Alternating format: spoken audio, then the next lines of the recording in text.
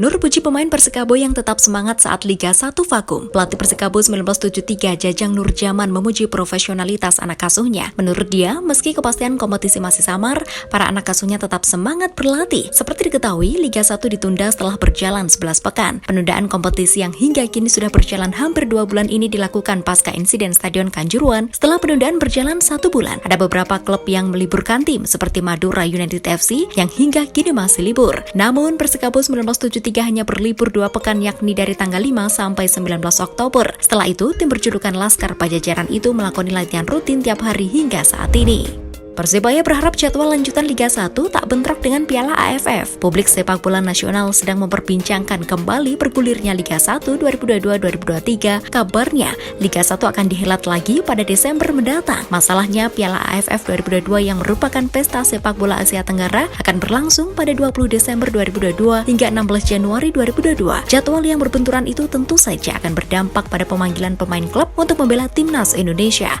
Seperti edisi sebelumnya, kekuatan klub akan teredukasi dengan kehilangan pemain penting yang tampil di Piala AFF 2022. Pelatih Persebaya Aji Santoso meminta kepada PT LIB selaku operator Liga 1 tidak buru-buru untuk memutar kompetisi. Aji sadar kekuatan timnya akan teredukasi jika jadwal lanjutan Liga 1 bentrok dengan Piala AFF.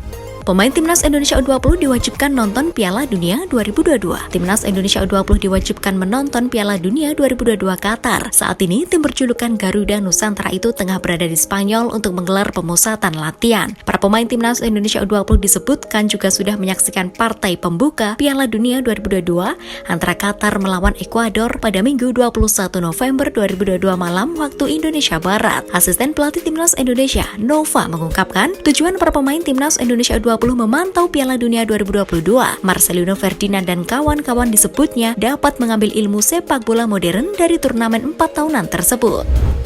PT LIB minta arahan Menpora agar Liga 1 bisa segera dilanjutkan. Direktur PT Liga Indonesia Baru LIB Munafri Arifuddin membeberkan hasil pertemuannya dengan Menpora RI Zainuddin Amali. Pertemuan itu dihadiri seluruh jajaran direksi PT LIB yang baru dengan agenda meminta arahan Menpora sekaitan kelanjutan Liga 1 2022-2023. Munafri mengatakan nasib kelanjutan Liga 1 2022-2023 bergantung pada izin dari pemerintah dan kepolisian. Dari hasil pertemuan itu, Menpora akan berkomunikasi dengan Kapolri Jenderal Listio Sigit Prabowo untuk membahas perizinan dan pengamanan Liga 1 musim ini. Dalam pertemuan itu pula, Munafri menyampaikan beberapa hak, termasuk bahwa PT LIB sudah melakukan perubahan yang diinginkan oleh Menpora. Terkait wacana Liga 1 akan kembali dilanjutkan 2 Desember, Munafri enggan memastikan. Memang idealnya adalah di tanggal itu, namun lagi-lagi masih harus menunggu perizinan.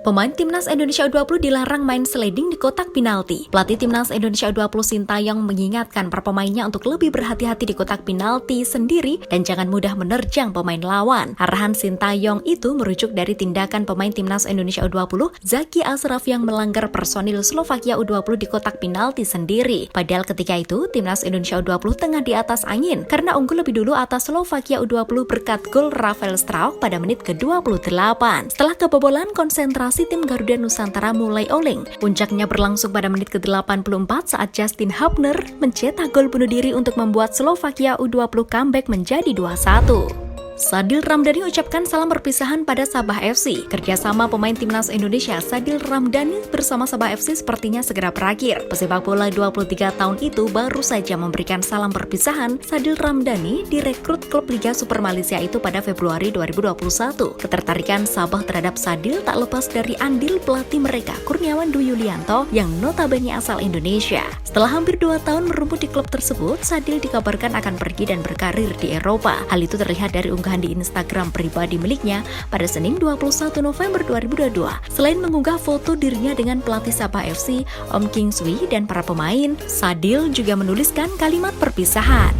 Timnas Indonesia U20 masih akan uji coba lagi di Spanyol. Timnas Indonesia U20 masih akan beruji coba di Spanyol setelah kalah 1-2 dari Slovakia, tapi belum diungkap calon lawan yang akan dihadapi nanti. Pemusatan latihan TJ Timnas Indonesia U20 di Spanyol akan berakhir lebih cepat. PSSI ingin Sintayong fokus bersama timnas senior menuju Piala AFF 2022. Timnas U20 sebenarnya dijadwalkan menjalani TJ di Spanyol sampai awal Desember, tapi hal tersebut akan membuat Sintayong tak bisa memimpin TJ awal timnas Indonesia senior di Bali. Rencananya timnas senior akan TC di Pulau Dewata pada awal Desember. Tapi karena persiapan timnas senior menuju Piala AFF, PSSI memutuskan TC timnas U20 akan diakhiri lebih cepat.